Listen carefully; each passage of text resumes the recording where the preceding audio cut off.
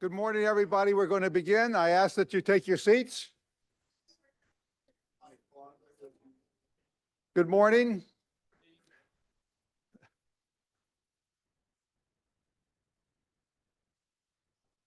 The coffee will remain open during the event, so you can always get more. Welcome, everybody, to New York Law School, and this is the 190th City Law Breakfast, 30 years of breakfast like this, and I'm so delighted that we're back in the event center here at New York Law School and welcome so many people. Let me bring to the podium our Dean and President, Anthony Crowell. Good morning, everyone. How are you today?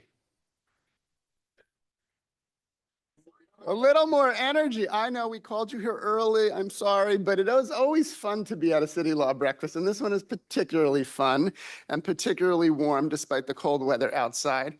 We're celebrating 30 years of City Law Breakfast today with a very special guest, Comptroller Brad Lander, and we look forward to hearing from him on the most important issues of the day. And also, it's a really, I think, impressive celebration to mark these 30 years. And what better day to do it than in the season of Valentine's Day to show a little love for Ross Sandler and what he's created here at the Center for New York City Law. So I salute Ross. I also just want to quickly mention that our board chair, Arthur Abbey, is here today, along with his spouse, Diane Abbey. And there are many distinguished guests in the room. I just want to call out one, a dear colleague, Troy McKenzie, who's the dean at NYU School of Law. And it's always nice to have fellow deans join us. And thank you for coming, Troy.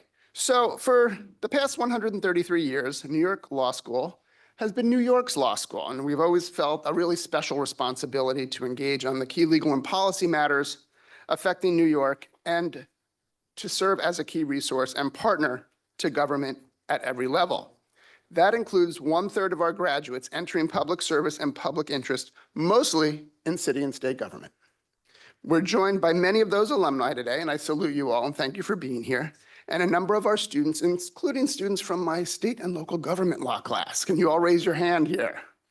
Great. They are Comptroller. They have come prepared with questions. Excellent. And as our Center for New York City Law celebrates this 30-year milestone, I just want to say we are so proud that it's become one of the premier places for substantive dialogue and programs within New York's government and civic communities. And it's all thanks to Ross, who founded it 30 years ago. His extraordinary vision and leadership and dedication to serving New York is unparalleled. And I just want to say that none of it is possible without his spouse, Alice Sandler. Alice, in so many ways, has been the co-host of these breakfasts for all these years, and she is a fixture and beloved in this institution.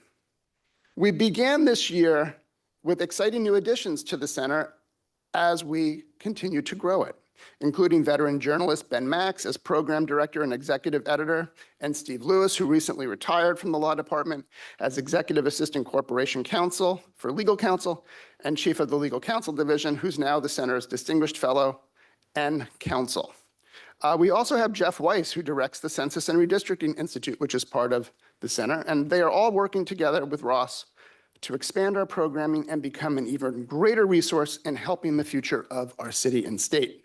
And this morning, we'll hear from Comptroller Lander about his vision for New York's future. He and I have a long history together, one that I'm proud of, and in many ways, we grew up in city government together, and it's exciting to see the extraordinary job he's doing and the breadth of work that he and his staff are performing on behalf of the people of this city. We're thanking you for all you do for city government, all you do for the people of New York, and we welcome you. Ross is going to come up and give a little more formal of an introduction, but I just thank everyone for being here today.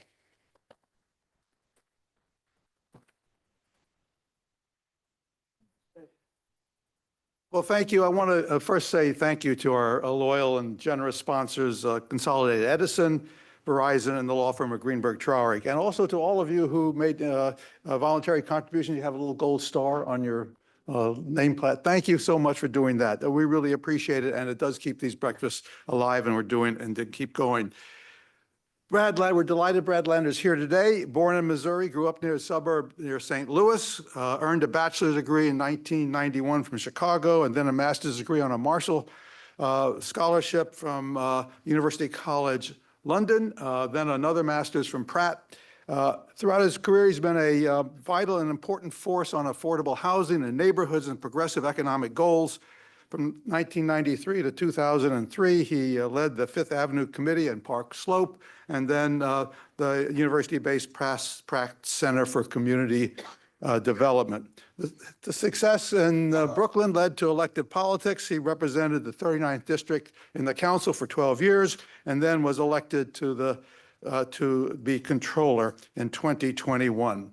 Now, the Comptroller is in the 1989 Charter Revision Commission had choices to make about the Comptroller, and the choice it made was that it had to be independent and that it was assigned the responsibility to look after the city's money and to audit fiscal and other compliance. The commission expected the Comptroller to be a check on the rest of the city government to ensure fiscal integrity. This, of course, is for historical reasons. So I thought I'd go back and look at a little history. And this is Boss Tweed, who ran the city in 1870 and 1871 and had a charter by which the mayor appointed the Comptroller. And the man he appointed was Richard Connolly, who was thoroughly corrupt. This is a picture by Thomas Nast. Connolly is the man in the vest, front and center, pointing to his colleague, Peter Sweeney, who is pointing to Boss Tweed. And the question is, where did the money go? They were thrown out of office by reformers led by Samuel Tilden and by this man, Andrew Green. Andrew Green was a young fellow. This is a picture about the time he went in and took over the Comptroller's office and seized control of the city's money away from the corrupt Richard Connolly. Here's another NAS cartoon where the ringleaders are reading a sign, dictate from Andrew Green, which says, "No more no-show jobs. Sign assures people have to have competence in what they do." And of course, Connolly actually is behind the three others. Those are the four of the ring: Peter Sweeney, and Connolly, and the Mayor Oakey Hall. So here is another cartoon showing Andrew Green as a watchdog chasing the mongrels out of the treasury of the city of New York. Andrew Green, of course, went on to other things. He became one of the most prominent people in the city of New York, the leader of the effort to consolidate the cities of Brooklyn and Manhattan, or New York, into the greater city of New York. Brad, you'd be the Comptroller of Brooklyn otherwise. This, of course, is one of the most important events, 1898, in our history. Today, we have a Comptroller and a mayor. Here they are locking arms. And even when they are arm in arm, as in this photo, institutionally, the mayor and the Comptroller are separate branches of the government, and for good reason. We are pleased to welcome the independently elected Comptroller Brad Lander to the city's law podium. Thank you so much. That was great. Thank you so much, Russ. That was great. Andrew Haswell Green is, without doubt, the most consequential and my favorite New York City Comptroller. Please don't tell Bill Thompson or Liz Holtzman or Scott Stringer or John Liu. He did help change New York City by pushing Tammany out, and especially through consolidation of the 5 boroughs into greater New York City, which Brooklynites called the Great Mistake, and some still do. Although the great mistake of Andrew Haswell Green's life was not that. Actually, a few years later, he was murdered in a case of mistaken identity. And there's an incredible historic fiction novel about it called The Great Mistake, which I urge you to read if you're as into Comptroller history as Ross and I are. It's great to be in a room with so many other friends. Congratulations on 30 years of this center, really remarkable. And I'm so excited that you've now got my friend Ben Max on board as new editor of City Law and program director here. Congratulations. This is a great place for your talent and smarts. Great to see Senior Associate Dean Matt Gawalb, who I work so closely with in our time together at the New York City Council. My neighbor, Florence Hutner, who was in our office just a few weeks ago with some of the externs and fellows from New York Law School. Welcome Dean McKenzie and Chair Abbey and so many others. Also a few folks from the Comptroller's office who are here. Our General Counsel, Justina Rivera, is in the room. Get to know her, especially the law students and aspiring city lawyers in the room. And to Dean and President Anthony Crowell, it really is great to be with you. We met during the Bloomberg administration when I was co-founding the Progressive Caucus and had some very appropriate, but in some cases like epic political battles. I was a big and frequent critic of that administration. And I will say this, while I don't apologize for any of those battles, in hindsight, I sure have come to have a greater appreciation of that administration's approach to managing this very complex city. So thank you for that. I'm so honored to be here with all of you today. Since 1891, when it was chartered by the city of New York Law School has been an important part of the fabric of Lower Manhattan, so close to the courts and the Civic Center and the municipal building where we work. And of course, for generations, the students of New York Law School have gone on to become New York's public leaders and great legal minds. Folks like Senator Robert F. Wagner Sr., class of 1900, who was FDR's right-hand man, and his housing and social safety net legislation helped save the country during the Great Depression. Folks like James S. Watson, class of 1913, a trailblazing Jamaican immigrant and New York City's first ever Black judge. And like charismatic New York City Mayor Jimmy Walker, class of 1904, the son of an Irish immigrant who was elected mayor in 1925, a century ago. Walker created the sanitation department, merged the city's public hospitals, ushered in an expansion of the subway system. He also wrote the hit lyrics of the 1906 hit, "Will You Love Me in December as You Do in May?" Now, Walker eventually resigned amidst a corruption scandal. He accepted large sums of money from businessmen looking for municipal contracts. But historians can't find any evidence that he went to ethics class here at New York Law School. So, no New York Law School responsibility. Still, I think alumnus Walker would agree with me, as many of you would on this point. Managing New York City is no easy task. And that's what I'm here today to talk about. Like everyone in this room, I love this beautiful, messy, extraordinary city we all share, with that copper-plated statue in the harbor reminding us of where we came from, and with these infinitely diverse, creative, striving neighborhoods across the 5 boroughs reminding us of what we can do together. But managing this place is hard. The very things that make it great make it hard to manage. Its size and scale make it hard to keep safe, clean, healthy. Its diversity is an extraordinary blessing, but it also tests our commitment to equality and more equal opportunity. And its vibrant, growing economy is a big part of what drives the lack of housing affordability. Right now, I'll be glad to take questions later. If these folks want to stand and wait to ask one, I'll be delighted to take it at the end. But right now, in area after area, in housing preservation and development, in the treatment of mentally ill homeless people, in case management of new arrivals, we're failing to deliver the results that people need. And those failures of management negatively affect quality of life in our city. They erode the trust in the power of government to actually solve our shared problems. And in some ways, they shake the faith in the very promise of New York City. So I'm here to say that our city's biggest challenges at the moment are not about conflicting ideology. They're about public sector management and implementation. Now, I know there might be some in this room who think you can either be progressive or you can manage the city well. Might even have some folks here who think that. But I'll just be clear. We need progressive government, we need compassionate government, and we need capable government. You could clap for that. That's good. I like it. Let me introduce you to one more future lawyer who you probably haven't met yet, probably the most inspiring New Yorker that I've met in many, many months, because I think her story helps paint the way forward.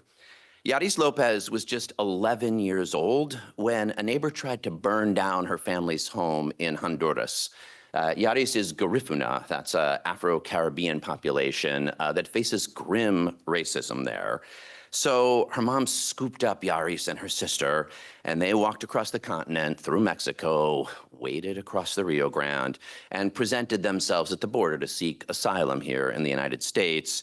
For a while, they slept in one of those ice boxes, las hieleras, with only tinfoil blankets, as you probably saw on the news. And they made it to New York City, but when they got here, things actually only got worse. Their family was homeless, sleeping in parks and shelters. They moved in with her mom's boyfriend, but then he got violent, and one day Yaris found her mom unconscious. So now their story is really at its lowest point. And that's when things changed, because at the Bronx Family Justice Center, their family met Allison Cutler, a lawyer with New York Legal Assistance Group on a New York City contract. Allison helped them escape domestic violence, find new housing, and secure immigration status. She probably saved their lives. But she did more than that.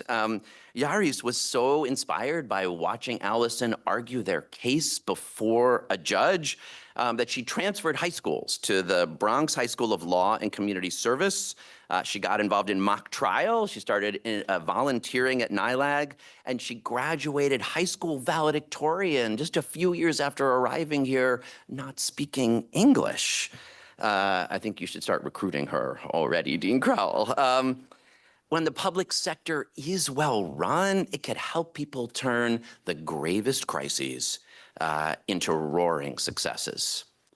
Unfortunately, many of the very programs that help Yaris do that, alternative justice and after-school programs, are on the chopping block in this year's city budget. So I want to start focusing there, because managing the city well begins with our budget, which is not just a statement of values, but the ledger of how we actually allocate resources to them. And boy, does New York City need to manage its budget better.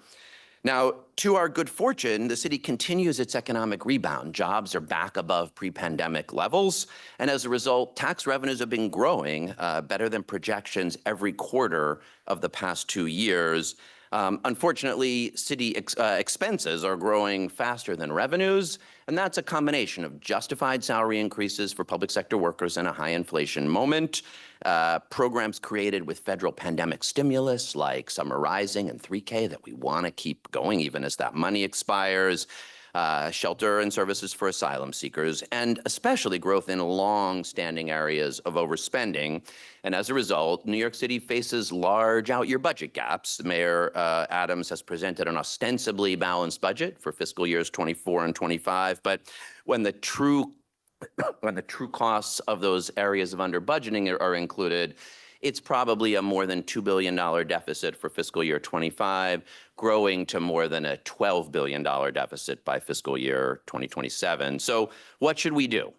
The answer is not to make drastic cuts to core services like libraries or schools, to those programs that helped Yaris, or to CUNY, which continues to be probably the city's greatest pathway to upward social mobility, but which has seen cuts of nearly $100 million just in this term.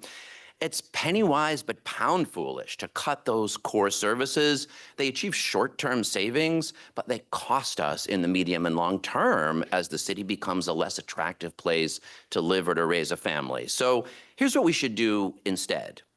We should structure the work to find long-term savings and efficiencies into the budget process itself, make it a regular part of the city's annual budget cycle with the quarterly updates that it has, and build in incentives for agencies to actually address structural problems, including headcount, rather than these short-term, unanticipated PEG exercises, which are announced randomly, and agencies generally get about 2 weeks' notice. So what their incentives to do are just give short-term approaches.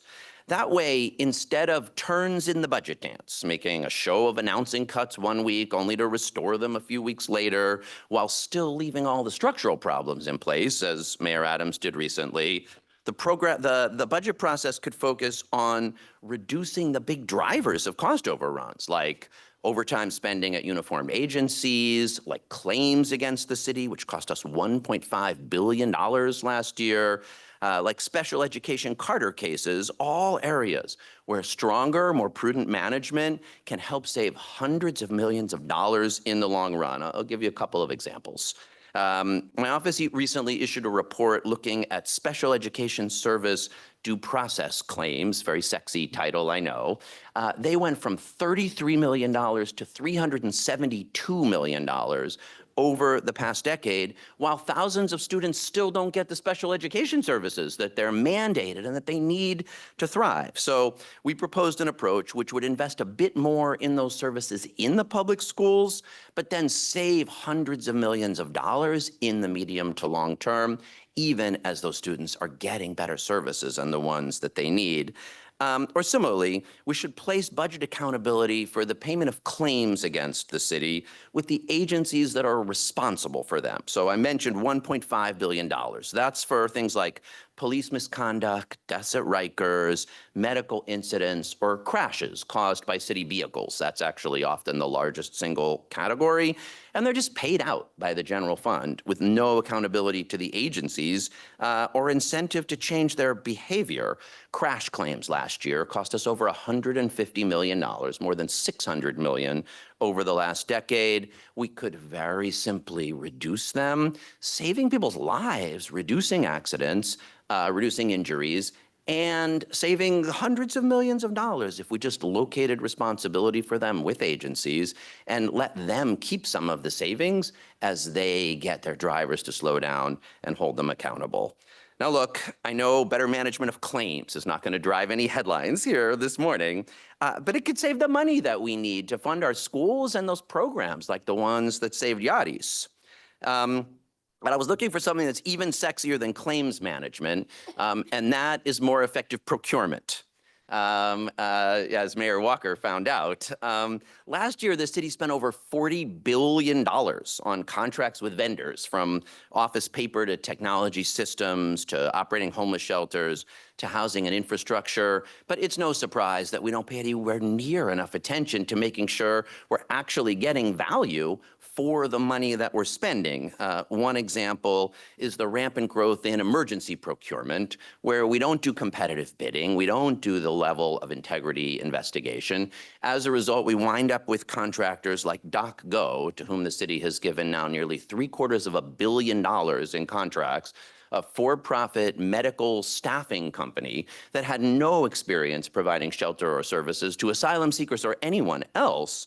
And who really made clear in a lot of ways that their goal was to get returns for shareholders, not the most efficient services, and definitely not cost-effective management for New York City. Stronger management in the city's procurement process can mean better savings just through competitive bidding, through careful attention to who you're procuring from, and through real aggressive oversight. At the same time, those same inefficient procurement systems mean that nonprofit human service organizations or MWBE contractors are waiting often as much as a year to get paid for services they provide, going into debt, having to borrow money, and then actually winding up making it cost more to deliver the same exact services. We really can do better. I do want to make one positive point here, an area of partnership between the mayor's team and ours. We are working closely together on reforming capital projects management, an effort launched by First Deputy Mayor Lorraine Grillo and continued by Operations Deputy Mayor Mira Joshi, lobbying together in Albany for more alternative delivery methods like design build. You can see I'm really building a set of hashtags here with claims management and alternative delivery methods. But those alternative delivery methods save years off the timeline of capital projects, and overtime on a $40 billion capital contracts budget can save us billions of dollars, even as they produce the infrastructure that we need for resiliency in the era of the climate crisis, for affordable housing, to address our aging infrastructure. There's one last point I want to make about the budget. In the Comptroller's office, we look at the data. And what the data tells us is that most of our out-year budget gaps are not due to the cost of providing shelter to asylum seekers. They just aren't. And scapegoating new arrivals is not just factually wrong, it's foolish and it flies in the face of history. Immigrant New Yorkers are more likely to be employed, more likely to create jobs by starting a business. They contribute billions of dollars to our city's economy. They're less likely to commit crimes. New York has been a welcome harbor for generations, and the arrival of asylum seekers today is no exception. Over 3 million New Yorkers right now are immigrants. That's 40% of our city's population. So let's set the record straight. Taking in new New Yorkers is not the problem. Connecting them to work is. And that's where our focus should be. Just like with our budget, capable, compassionate government is required to respond to the arrival of new asylum seekers and to rise to the humanitarian crisis that they face and that we face together. So what can we do to get our arms around the crisis? First, we should stop evicting families with children from shelter after just 60 days. It's destabilizing those families and displacing kids from schools, which are providing a little bit of stability after months and in some cases years of trauma. Let me tell you about 2 families who I met in just the first days when that policy went into effect. Maria Quero was 8 months pregnant when the city evicted her from the Row Hotel, where she had been staying for 5 months, and we could have let her stay for a couple of months more while she had that baby. We evicted her on the first day of the 60-day rule policy. And the next day, my office learned about a case that might be even worse, an Afghan refugee family with 3 kids. And when Afghanistan fell to the Taliban, they fled and were given refuge in Eastern Europe. But then when war broke out there, they had to flee again. They wound up in South America. They walked here. They finally found some stability in a Brooklyn shelter, and we were about to evict them after 2 months here. Now, my office elevated both of those cases to City Hall and accommodations were made, but it should not take intervention by the Comptroller to stop the evictions of pregnant women and traumatized refugee families. It just shouldn't. So the question I think people are asking is, okay, but what do we do instead? How could we actually manage the situation? And I'd like you to kind of imagine this with me. Imagine if when families started arriving, the city had prioritized giving people the legal services they need to apply for temporary protective status if they're eligible, which gives you work authorization basically right away, or if not, to help people apply for asylum, and then 6 months later, you're eligible for work authorization. In those 6 months, you could help people learn English, get a little workforce development, get the work authorization 6 months later, and then we could have said, look, okay, we've got this 6 to 9 months. We're going to help you with those applications. We're going to do a little case management and workforce development. And at the end, now it's time to get a job, to move out of shelter, to get on your feet, just like you came here to do. That should have been the response from the start, and it would mean people would be moving out of shelter and into jobs already many months ago. Now, with a lot of organizing and pressure and advocacy, the city finally started to do that a year late. The newly opened clinic that helps process TPS applications for about the 15,000 folks who are eligible is operating in an old building up at John Jay College. City, state, and federal collaboration. I urge people to go see it. It's incredible. And so is the Asylum Seeker Application Help Center for folks who aren't eligible for TPS. It has probably helped people file more high-quality pro se applications than any place else in the country. But we should be in an all-hands-on-deck moment to help as many people as possible file for TPS, file those asylum applications, get work authorization, get the case management and workforce development they need, and then move out of shelter, saving the city money. That would be money well spent. Now, look, the right to shelter is without any doubt a big management challenge, but it's not just compassionate for folks who are homeless.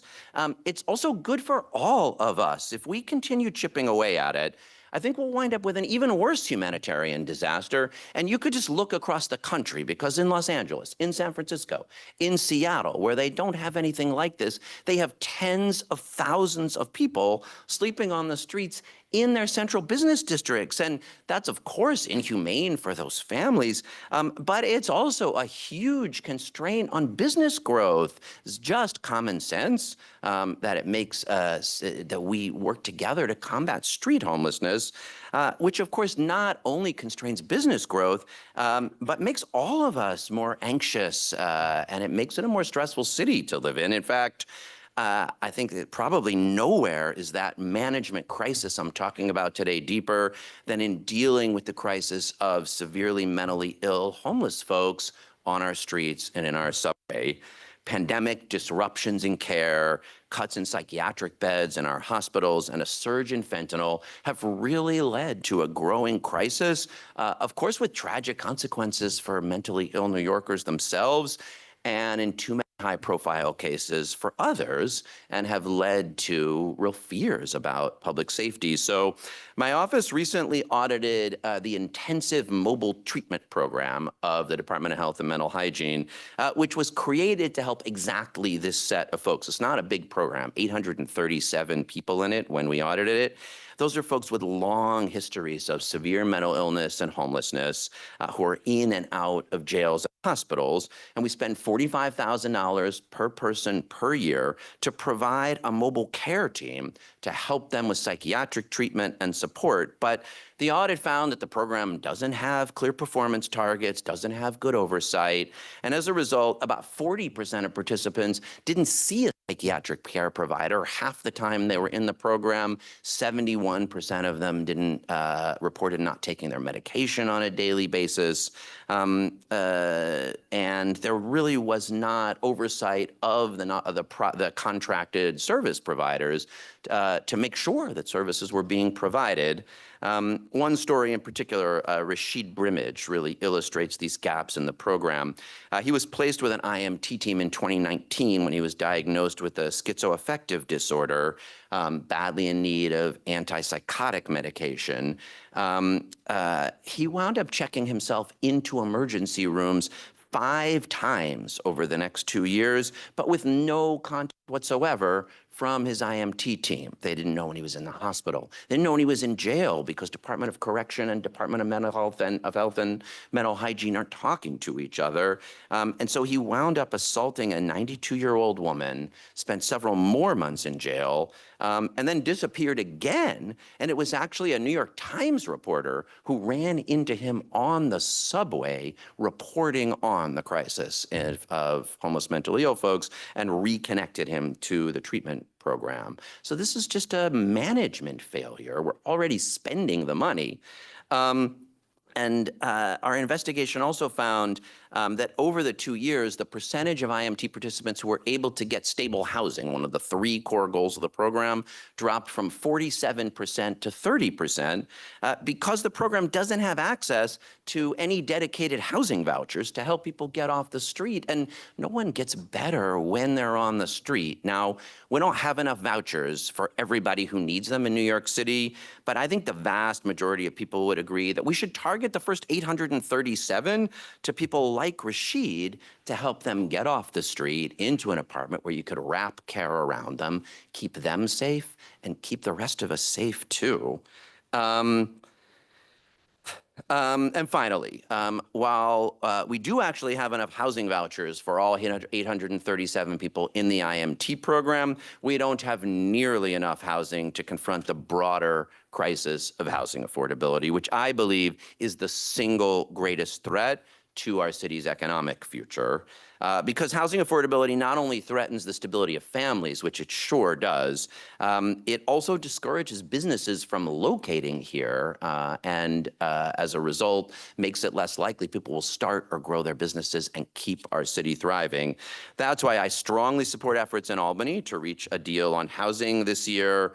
We need a strategy for inclusive growth that creates many more new units at all income levels with a real focus on affordability, that strengthens strengthens protections for tenants with good cause eviction protections that mean they won't be pushed out just because prices are rising, and that funds the housing vouchers that will enable us to better combat homelessness. Governor Hochul has laid out an agenda which I largely support, legalizing basement apartments, increasing housing supply, office conversions.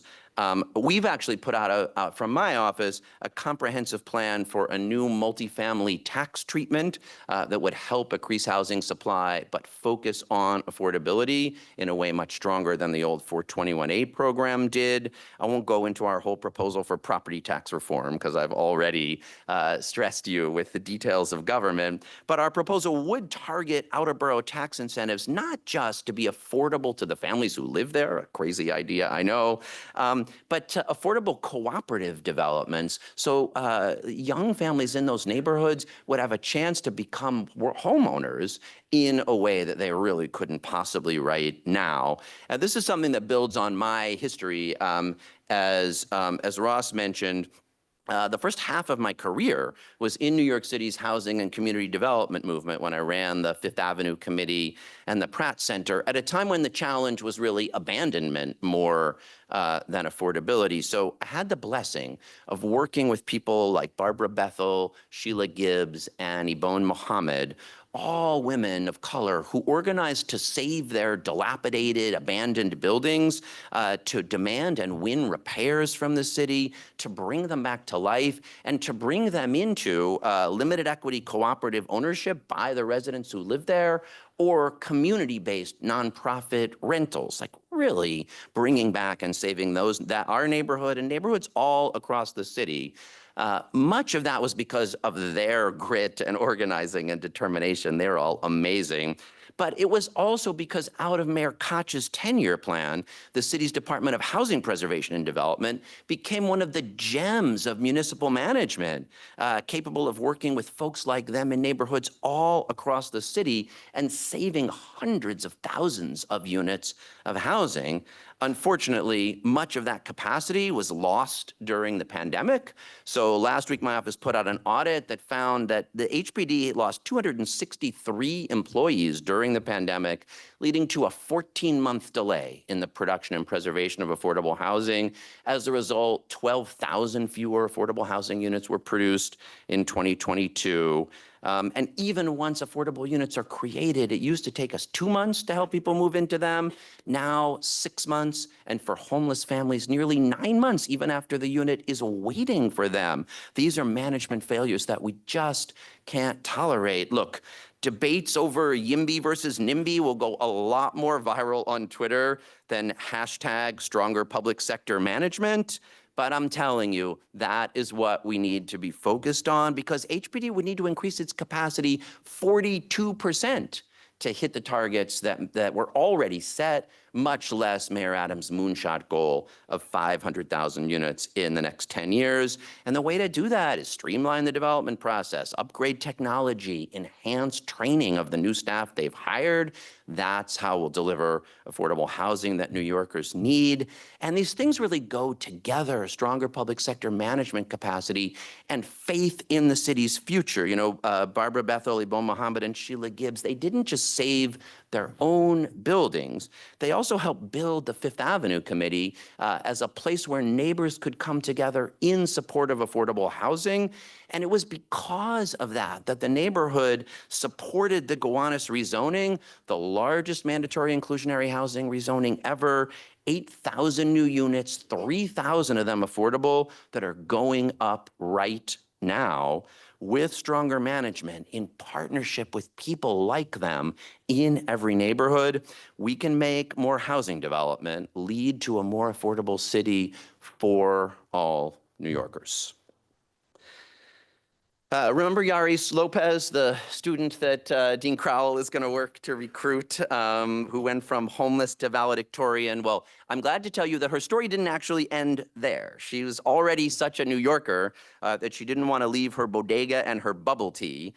So she enrolled at another New York City gem. This spring, she's going to graduate with honors from CUNY's Lehman College. And with the help of that NILAG lawyer, Allison, she was a volunteer last summer at their Pro Se Plus clinic, and they were both working there together at that new asylum seeker application help center that I mentioned on the first day I visited back in June. It's no surprise that Yaris won her first asylum case helping another family. She told me, as an immigrant, you're always fighting the stereotype that you're a burden, but that day, I felt like a good luck charm, and I'm pretty sure she's a good luck charm for the city of New York. She said, you know, after she graduates from Lehman, make no mistake, I will become an immigration lawyer, and I'll ensure that this has been worth it, not just for me, but for the thousands of immigrants fleeing discrimination and violence that come after me. There were so many dark moments in Yaris's story. The gangs, the ice boxes, homelessness, domestic violence, all of which might have derailed her story. And of course, her smarts and her courage and her resilience, all things she credits to her mom, are a huge part of why they didn't. And a big part of what make her a New Yorker, just like Barbara and Sheila and Ebone and so many others. But it was also critical, well-managed, public or publicly supported institutions that made it possible at every step. The Bronx Family Justice Center, the contract to NILAC, her New York City high school, CUNY's Lehman College, the Asylum Seeker Application Help Center that made it possible. So her story to me is not only deeply inspiring because she's extraordinary, but it also makes clear the possibility that good public sector management can secure a brighter future for all of us, as it has helped Yaris to secure hers. It's an anxious time right now.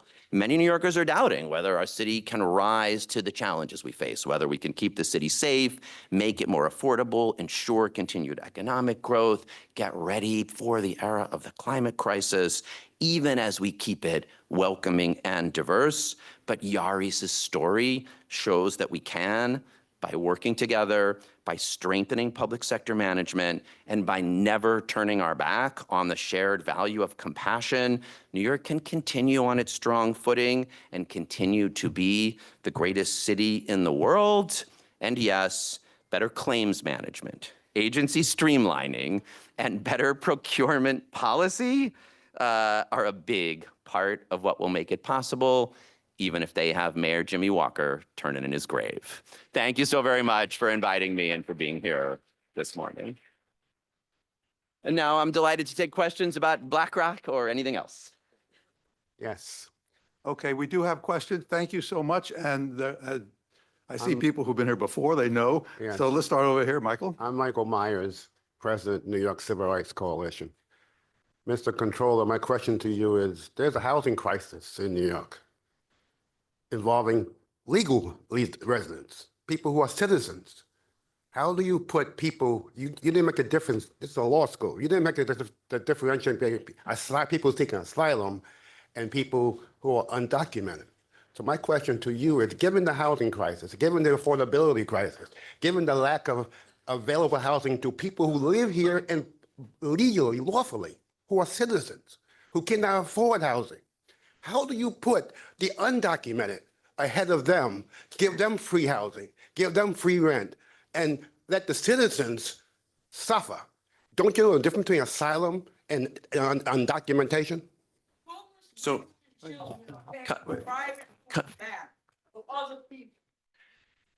couple of points here. And first of all, I think this really illustrates exactly what I'm talking about. Like, when we aren't able to deliver services well, it feels like we've got a zero-sum game, but I actually don't think we do, because you'll notice I didn't actually propose prioritizing vouchers or subsidized housing for asylum seekers. What I think we should be doing there is helping folks get work authorization, because as they move into good jobs, I think they will be able to move out of shelter without housing subsidies. I'd like to see our housing vouchers, as I talked about, prioritized for people who have been here for longer and who need them most, exactly like the folks in the IMT program, who I think are in many cases the most at risk, long-time homeless New Yorkers. And yes, absolutely, we need to build more housing focusing especially on deeply affordable housing, because the folks that are waiting now 8 months to get either out of shelter or into an affordable housing unit, that's exactly who these folks are. So,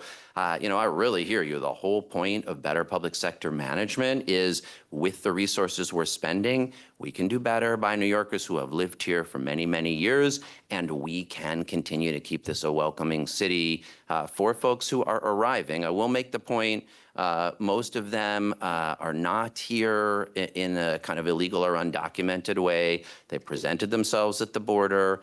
They're registered in the system, which is why they're seeking shelter. And I think what they need is a few months of shelter to get on their feet, get those applications filed, and get to work. Just want to let everybody know, this program will end at 9:30, so I see quite a few people up standing, so please keep your remarks short, or thank you. Are you looking to me? Okay. I'm sorry. Yeah, I think they're next. We'll let Ross pick the questioners.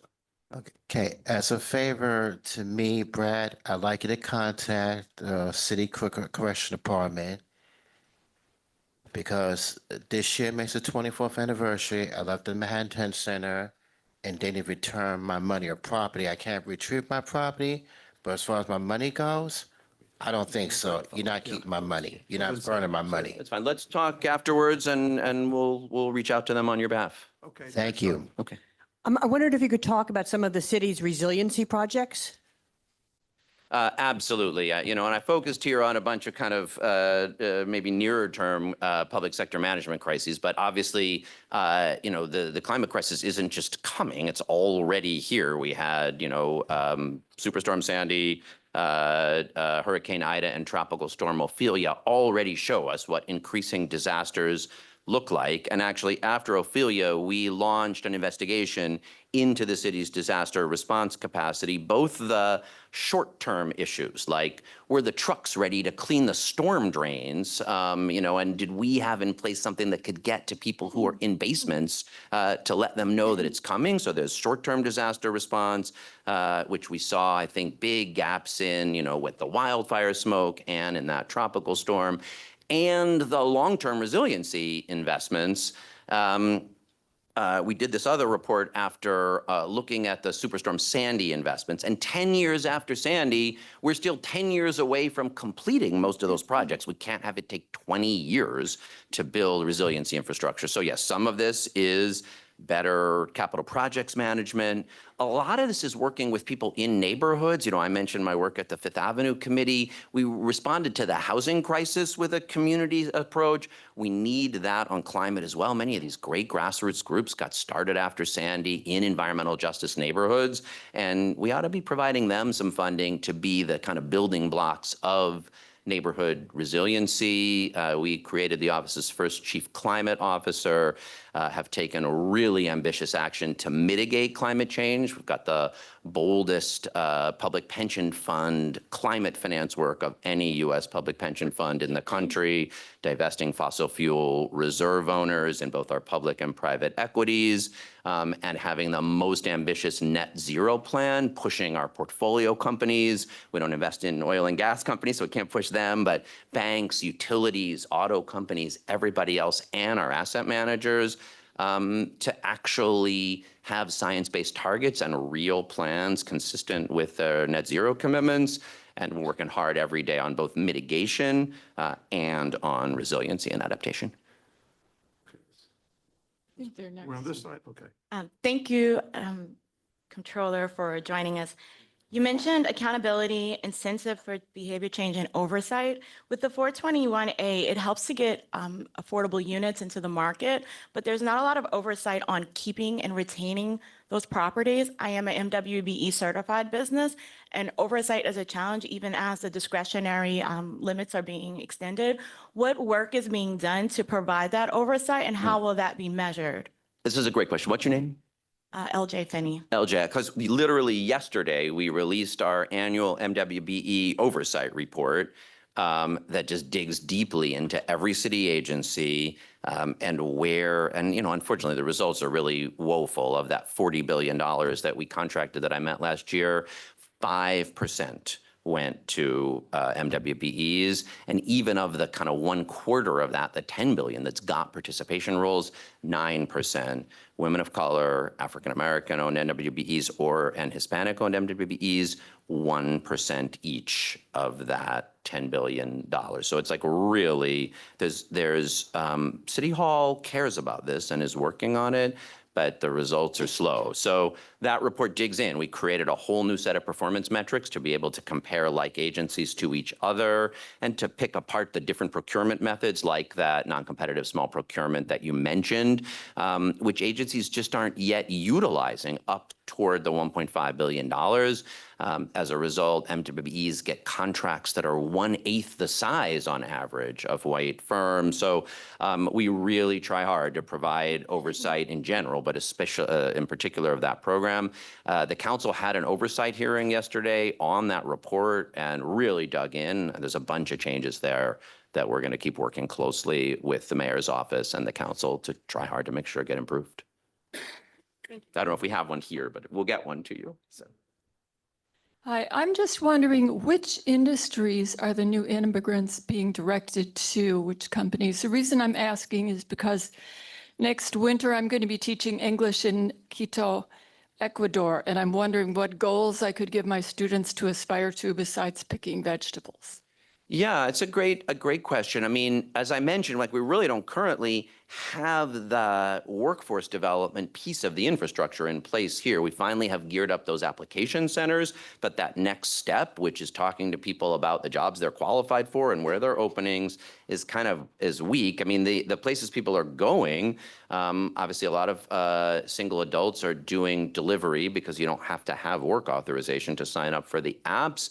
I hear people are being hired in significant ways in childcare, in home care, in restaurants, in construction. But as I mentioned, the path upward, is compelling also. Lots of people start their own businesses, some of them as street vendors, but some of them as restaurateurs or construction contractors of their own.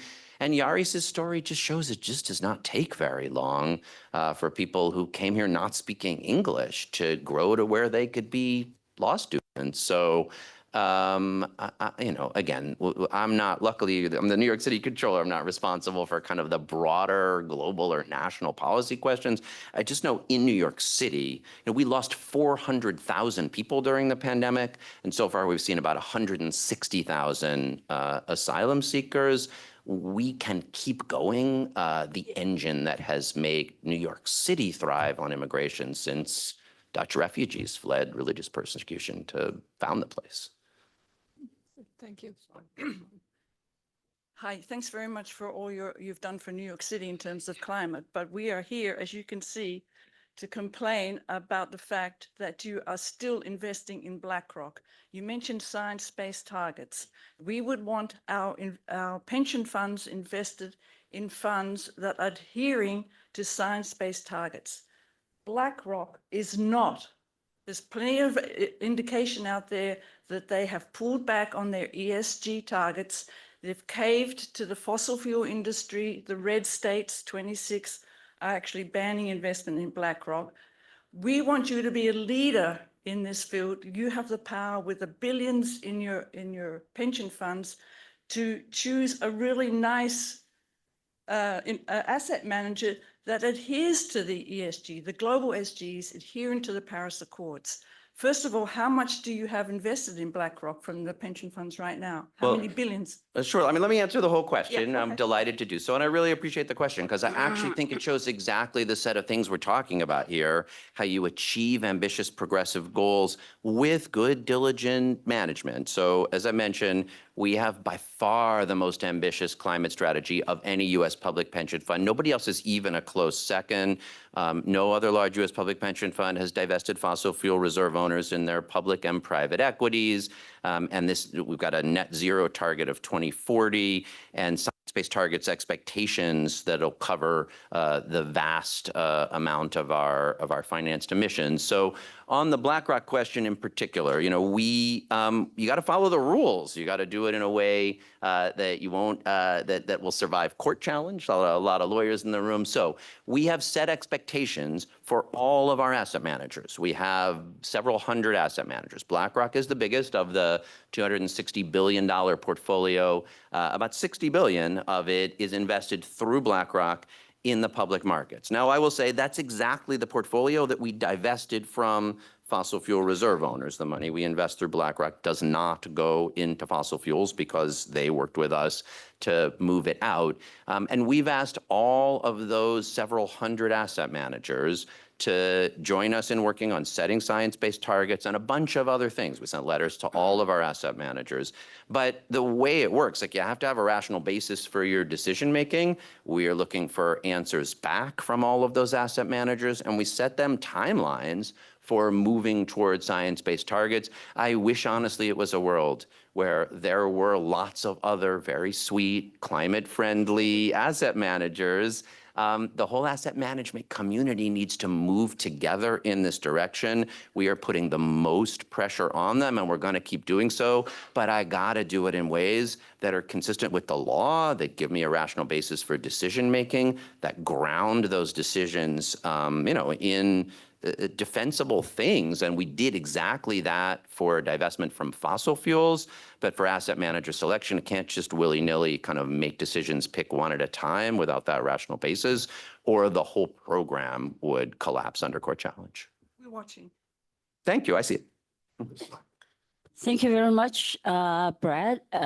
I really appreciate that your overview about our city's past decades of great, brilliant work for our immigrant and immigrant families. I myself personally have worked for our immigrants family for 36 years. But a lot of times I think our cosmopolitan city has been overexerting ourselves in the role that a lot of times should be UN's role. And can you elaborate a little bit about how much we should strike out a balance between what we really should do as New York City as an entity and what UN should also work hard on their part? Thank you very much. Yeah, thank you. I mean, this is such a hard question. I think about that Afghan family I talked about, the Taliban takeover and they flee. They're just trying to find refuge somewhere. And then they wind up in Eastern Europe and then war starts and they have to move again. So, I mean, there's no doubt, like as the global refugee crisis grows, which it's only going to continue in future years, we collectively as a planet, I mean, I think the problem is the UN is the United Nations. It's just all of us together. And all of us together are failing woefully. But this is the challenge. Like the U.S. is not actually taking a significant share of global refugees. And yet at the same time, what's happening at the border roils national politics and makes it hard to get a government that can function, much less continue to work compassionately. So these are the challenges, and we're only going to face them more globally and nationally. But I guess what I would say about New York City, which sure has a much outsized share of that work. The UN is here. This is the place people want to come. And how great is that? You don't want to be the place people want to leave. You want to be the place that people want to come. And yes, that gives you an outsized management challenge. Really does. But I guess what I just feel confident about, and this was sort of the point of the speech, is like with good management, we can do it in a way that doesn't sacrifice people that have lived here a long time, and that not just supports but benefits from the creativity, the business savvy, the grit of folks who are coming newly. And I think if we can do that, that if you could show it works here, as New York mostly has for a couple of hundred years, maybe then you could say to the world at the UN, right under, right here around the corner, let's try more of us to do it this way. I don't know if that will work, but I really think for the challenges democracy faces around the planet, for a growing climate crisis and a growing global refugee crisis, the best thing New York City could do is show how you can make those things work here. Step in. Thank you. With due respect to the people standing, we said we'd end at 9:30 and we're going to, so I'm sorry that we did not get to your questions, but people will be here to continue to discuss. I want to thank Brad Lander for the remarks today and for being with us today. I also want to thank everybody. This is the 30th year of these breakfasts. We started in 1994. I sort of think this year will be our Jubilee year, like Queen Elizabeth. We'll just celebrate, we'll celebrate every breakfast and enjoy it. So thank you all for coming. We have cake. There is cake here to celebrate it. So you're all welcome to come and have a piece of cake and say, we'll see you on March 5th. We'll have the president of Con Ed here to speak about the energy future of New York City. Matt Ketchke will be here on March 5th. Thank you so much for everybody.